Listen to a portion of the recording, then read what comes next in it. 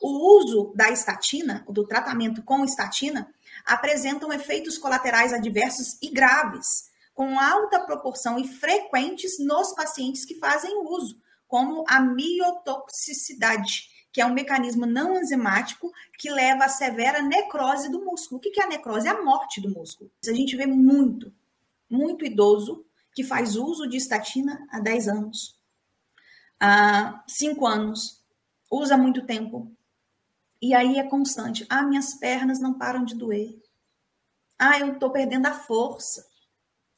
E alguns médicos que não se atualizam, vamos dizer assim, porque os atualizados vão entender isso, acabam passando isso despercebido, acha que é da idade, né? Então é importante a gente ter consciência, né? Aprender, entender o que está acontecendo para que a gente possa ajudar as pessoas.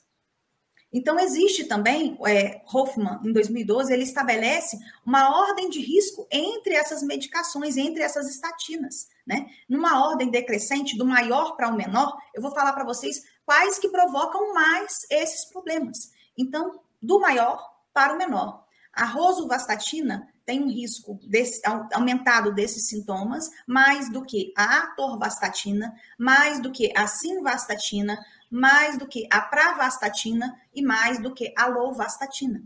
Então, a lovastatina é a que prejudica menos, ela que tem um menor risco.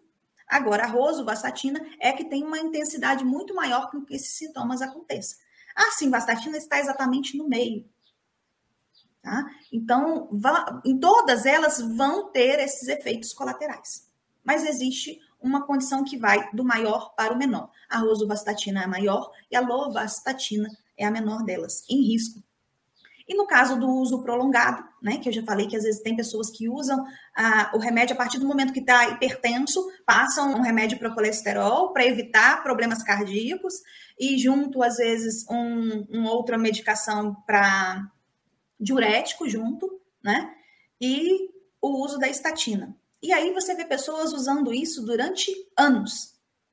Então, o uso prolongado por mais de 10 anos, mais ou menos em média, está associado ao aumento de risco de câncer em mulheres com a idade de 55 a 74 anos. Câncer de mama. E câncer de tireoide em pacientes também, mulheres, entre idade de 40 a 69 anos. E também está associado a doenças autoimunes. Aí em homens e mulheres, tá? Então, olha o perigo do uso prolongado sem ter consciência, né? Sem a gente ter essa noção do que pode ser provocado, tá? Então, o colesterol, ela é uma molécula, eu falei no início para vocês, que é essencial ao nosso organismo. Ela tem várias funções ao nosso organismo. Então, se eu uso isso continuamente, eu estou impedindo também as funções do colesterol. Eu posso ter diminuição dos meus hormônios, né? Então, os hormônios sexuais principalmente, porque ele não vai ter a base para a produção dos hormônios, porque eu estou usando uma medicação para diminuir o colesterol. Eu posso ter baixa absorção das vitaminas lipossolúveis A, D, E e K.